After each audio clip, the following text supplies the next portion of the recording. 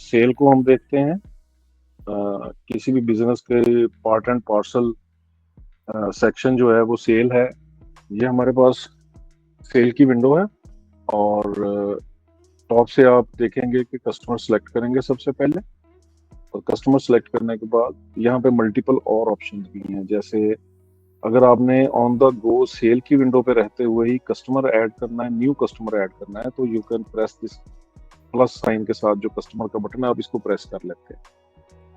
और अगर इसी कस्टमर का आपने क्विक लेजर देखना है तो here is a ledger button, जो कि आपको उसी वक्त आपके सामने क्विक लेजर ओपन कर देता है, जो कि नॉर्मली जिसकी जो डेट्स होती हैं वो करंट ईयर का फर्स्ट डेट से लेके आज तक की उस कस्टमर की तमाम ट्रांजैक्शंस को ये डिस्प्ले कर देता है। और उसके बाद सेलेक्ट ऑर्डर की स्क्रीन है कि अगर आपने कस्टमर ऑर्डर पंच किया हुआ है सिस्टम के अंदर, तो आपने उस कस्टमर ऑर्डर को सेल में कन्वर्ट करना है, तो that for that purpose select order button is used.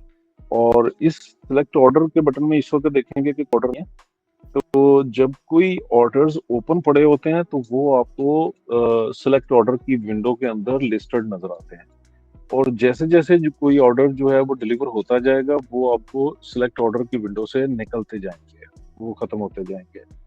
तो इस तरीके से आपको किसी भी टाइम अगर आपने जानना हो कि आपके कौन से ऑर्डर्स हैं जो इस वक्त ओपन है, तो आप सेल की विंडो पे आके सेलेक्ट ऑर्डर का बटन दबाएंगे तो जितने भी ओपन ऑर्डर्स होंगे वो यहाँ पे आपको लिस्टेड होंगे। हाँ, आप किसी भी ऑर्डर को मैनुअली अगर क्लोज करना चाहते हैं तो इसी विंडो से आप उसको क्लोज भी कर सकते हैं, but until unless an order is open, ये आपको इस विंडो में नजर आता रहेगा। इसी तरह फिर आपके पास ऑप्शन है सिलेक्ट कोटेशन की। आपने एक कस्टमर को कोटेशन भेजी हुई थी और कस्टमर कंफर्म कर देता है, तो इज वेरी इजी इन तरसील सिस्टम कि आप किसी कोटेशन को सेल में कन्वर्ट करना चाहें तो जस्ट सिंपली सिलेक्ट कोटेशन का बटन दबाएंगे, उस सेल को आप कोटेशन को आप सिलेक्ट करेंगे और वो कोटेशन सेल में कन्वर्ट हो जाए। तो ये एक 3 क्विक बटन्स हैं यहाँ पे। और अच्छा, इसी तरह इसके अंदर अब किसी भी एंट्री के अंदर जो आपको एक्शंस अवेलेबल हैं, वो एक्शंस यहाँ पे आपको मिलते हैं। आप किसी सेल को एडिट करना चाहते हैं, you press the edit cell button. Delete करना चाहते हैं, you press the delete button. Print करना चाहते हैं, उस सेल का डिलीवरी चालान प्रिंट करना चाहते हैं, तो ये तमाम एक्शंस आपको यहाँ पे अवेलेबल हैं। डिलीवरी चालान का और सेल का डिफरेंस क्या है?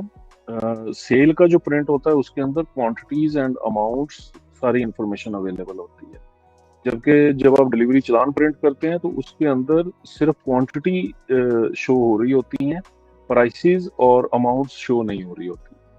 तो इसका यूज कैसे इस तरीके से लिया जा सकता है कि जैसे एक कंपनी है वो आपसे रिफिलिंग करवाती है, तो उनके गाड़ियों के जो ड्राइवर्स नजर आते हैं वो आपसे आके पिक करते हैं रिफिल्स वगैरह।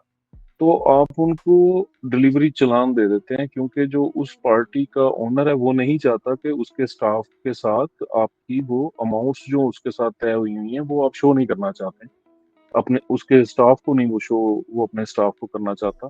तो उस सूरत में वो आपको कहता है कि भाई मेरे ड्राइवर्स को आप सिर्फ डिलीवरी चालान दे दिया कीजिए और सेल इनवॉइस आप मुझे डायरेक्ट भेजा। तो उसके लिए ये डिलीवरी चालान की फैसिलिटी अवेलेबल है। कोई भी आप सेल को एडिट का बटन दबाते हैं, एडिट सेल का, तो वो वाली सेल आपकी उस विंडो में लोड हो जाती है और उसमें कोई भी चेंजेस आपने करनी है तो वो चेंजेस आप कर सकते हैं। फर्ज करें कि आपने सोचा कि इस कस्टमर का जो रेट था वो तो 150 था, तो मैंने गलत लगा दिया पहले, तो वो आप यहाँ पे उस हिसाब से अपनी चेंजिंग कर सकते हैं। आपको उस हिसाब से अपना कैश रिसीव भी चेंज करना है। अगर आपने पीछे से एंट्रीज को चेंज किया है, प्राइस को चेंज किया है, तो अमाउंट भी आपको आगे से चेंज करनी पड़ेगी। अगर आपने 600 ही लिए थे तो आप इसको ऐसे ही रहने दें, बट अगर आपने न्यू अमाउंट जो बनी है वो रिसीव किया है तो then you will have to put that option. तो मैं इस एंट्री को अपडेट कर सकता हूँ, इस एंट्री को मैं क्रेडिट बना सकता हूँ। ये बैंक के थ्रू रिसीव हुई है तो मैं बैंक की ऑप्शन सेलेक्ट कर सकता हूँ। By default cash option selected है। इसमें कोई नोट डालना है मैं नोट डाल सकता हूँ, डेट चेंज करनी है तो मैं डेट चेंज कर सकता हूँ। यहाँ पे ये तमाम ऑप्शंस यहाँ पे अवेलेबल हैं। और आपने नोट किया होगा मैंने क्रेडिट किया था तो उसने कैश रिसीव को 0 कर दिया। अपडेट करके मैं कंफर्म करूंगा तो ये एंट्री कंफर्म हो गई है।